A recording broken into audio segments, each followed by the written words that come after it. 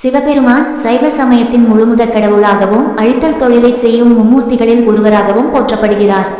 இவரை பற்றிய விரிவான விளக்கம் இதோ. பெயர் விளக்கம். சிவன் என்ற சொல்லுக்கு தமிழில் மங்களம் தருபவர் அல்லது சிவந்தவன் என்று பொருள். மேலும் எது இல்லையோ அதுவே சிவன், வெறுமை என்ற ஆழமான தத்துவ பொருளும் இதற்கு உண்டு. தோற்றமும் அடையாளங்களும். நெற்றிக்கண் ஞானத்தின் அடையாளமாகவும் தீயவற்றை அழிக்கும் வல்லமை கொண்டதாகவும் கருதப்படுகிறது. திருநீறு மற்றும் ருத்ராட்சம் அழிவற்ற தன்மையை குறிக்கும். திருநீரும் சிவனின் கண்ணீரில் இருந்து தோன்றியதாக கருதப்படும் ருத்ராட்சமும் முக்கிய சிவசின்னங்களாகும்.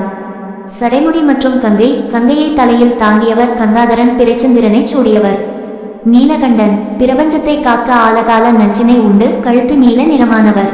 ஆயுதம் மற்றும் வாகனம். கையில் திரிசூலம் மற்றும் உடுக்கை தமருகம் ஏந்தியவர், நந்தி தேவரை வாகனமாக கொண்டவர். வழிபாட்டு வடிவங்கள். லிங்கம் அருவுருவ நிலையை குறிக்கும். லிங்க வடிவம் உயிர்களின் தோற்றத்தையும் ஒடுக்கத்தையும் விளக்குகிறது.